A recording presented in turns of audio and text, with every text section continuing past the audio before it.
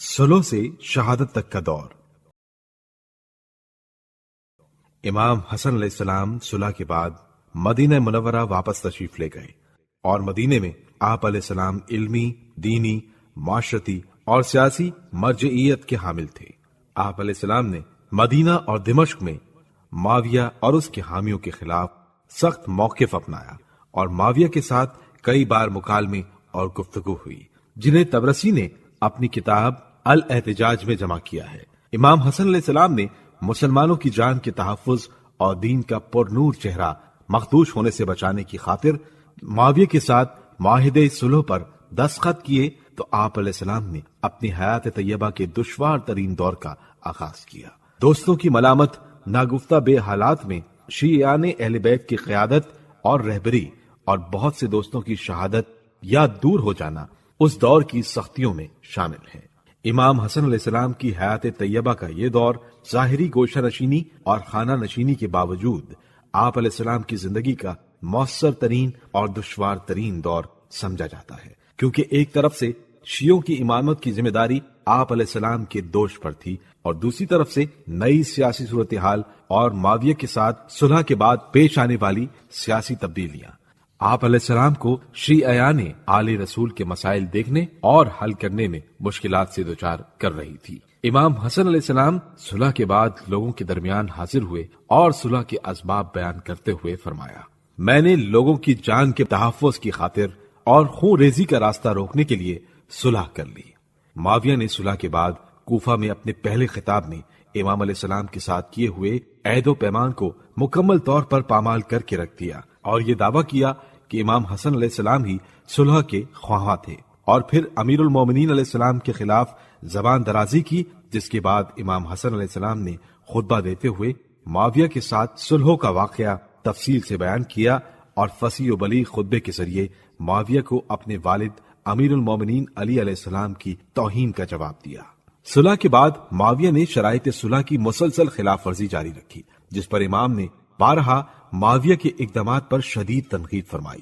امام علیہ السلام کی تنقید کا ایک اہم سبب یہ تھا کہ معاویہ اپنے بیٹے یزید کے اقتدار کے لیے سازگار ماحول فراہم کرنے کی کوشش کرنے لگا تھا، اور یہ مسئلہ امام علیہ السلام کی کڑی تنقید کا نشانہ بنا، کیونکہ آپ علیہ السلام ہرگز راضی نہیں ہو سکتے تھے کہ ایک لاؤبالی شرابی کو ایک عظیم مسند پر بٹھایا جائے۔ اگرچہ امام علیہ السلام نے معاویہ کی نسبت امر بالمعروف اور نہی عن المنکر کا کردار ادا کرنے میں بھی کوئی کسر اٹھا نہ رکھی، حتیٰ کہ بعض مواقع پر آپ علیہ السلام معاویہ کو قرآن و سنت رسول صلی اللہ علیہ وآلہ وسلم کی پیروی کی دعوت دیتے تھے۔ گو کہ امام معصوم کی تنقید کا معاویہ پر کوئی اثر نہیں ہوتا تھا اور آپ علیہ السلام کے مطالبات پر توجہ نہیں دی جاتی تھی، لیکن آپ علیہ السلام کا رویہ معاویہ کی حیات تک مقابلے پر مبنی نہیں تھا اور اسی بات پر تاکید فرمایا کرتے تھے۔ امام علیہ السلام نے کوفے سے مدینہ جاتے ہوئے اپنے اصحاب کو دعوت دی کہ مناسب وقت کے لیے تیاری کریں۔ مروی ہے کہ معاویہ نے خفیہ طور پر شیعیان علی کے تعاقب اور گرفتاری اور ممبروں پر حضرت علی ابن ابی طالب علیہ السلام کی شان میں سب و شتم کرنے کے احکامات جاری کیے تھے۔ کوفہ میں زیاد ابن ابی کی بحیثیت والی تقرری کا مقصد بھی یہی تھا۔ امام علیہ السلام کے اصحاب، جن میں سے بعض اصحاب رسول کے زمرے میں شمار ہوتے تھے، وہ معاویہ اور اس کے زیاد ابن ابی جیسے والیوں کا رویہ دیکھ کر کبھی اعتراض کر دیتے تھے، جس کے نتیجے میں وہ لوگ ہمیشہ حکومت کی طرف سے آزار و تشدد کا نشانہ بنتے تھے۔ عمر ابن حمق خزائی کو اپنی عمر کے آخری حصے میں جس سلوک کا سامنا کرنا پڑا، اس حقیقت کی ناقابل انکار مثال ہے۔ عمر نے معاویہ کے رویوں پر تنقید کی تو ان کی گرفتاری کے احکامات جاری ہوئے اور کوفے کے قید خانے میں شہید کیے گئے اور ان کا سر معاویہ کے پاس بھجوایا گیا، اور بعض روایات کے مطابق مسلمانوں کی تاریخ میں یہ پہلا سر تھا جو کسی حکمران کے لیے بھجوایا گیا۔